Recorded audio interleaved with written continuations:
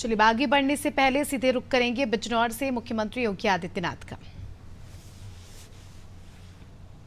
और हमने आपकी विरासत के साथ जोड़ते हुए भारत के इतिहास, क्योंकि बिजनौर की जब हम बात करते हैं तो बिजनौर केवल बिजनौर नहीं है, यह भारत के इतिहास की भूमि है।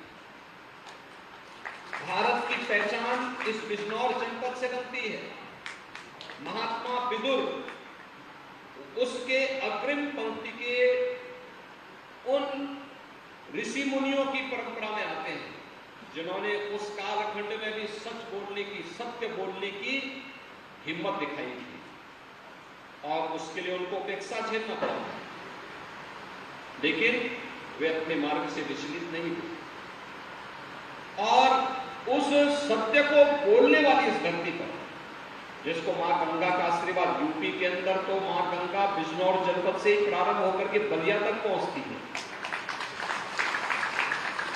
देश के अंदर मां गंगा का सर्वाधिक आशीर्वाद हमारे प्रदेश उत्तर प्रदेश को प्राप्त होता है और उत्तर प्रदेश को जो आशीर्वाद प्राप्त होता है, इसीलिए हमने कहा भी महात्मा विदुर के नाम पे मेडिकल कॉलेज बनना चाहिए और आज मैं आपको बधाई दूंगा कि आपका मेडिकल कॉलेज बनकर के तैयार हो चुका है। अब आप देखें, मेडिकल कॉलेज के साथ साथ यहाँ की सड़कों को, हाईवे, 4 लेन की कनेक्टिविटी कितनी अच्छी बेहतरीन कनेक्टिविटी के साथ हो रही है।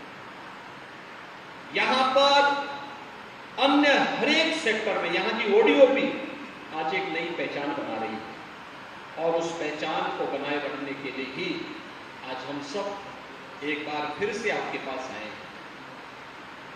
याद रखना, हम प्रबुद्ध जनों की कुछ कमियां होती हैं जो चंदन चौहान ने भी कही अपनी भाषण में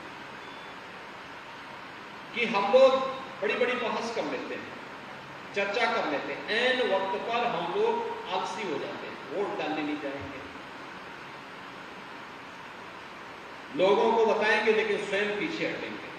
और आपका तो पहले ही चरण में मतदान होना है, इसलिए पहले स्वयं मतदान करना और औरों को भी मतदान करने के लिए तैयार करना, ये जरूर पहला काम के लिए होना। दूसरा, अपने वोट की कीमत को पहचानना और लोगों को उसके लिए तैयार करना। याद करिए, आपका वोट अन्य लोगों के साथ में जाता था तो बिजनौर अपनी पहचान के लिए मोहताज होता था। आपका वोट सही दिशा में गया तो विरासत भी और विकास का भी एक बेहतरीन उदाहरण महात्मा विदुर मेडिकल कॉलेज के रूप में बिजनौर वासियों को प्राप्त हो गया। यानी हर एक स्तर पर कैसे परिवर्तन देखने को मिला है, यह आज हम सब यहां पर देख सकते हैं। यानी एक वोट की कीमत क्या होती है?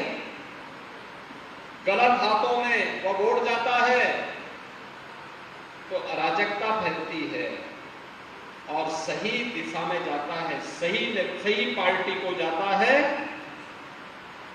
तो वह देश को एक नई ऊंचाई की ओर लेकर के आपकी आस्था का सम्मान कर देता है।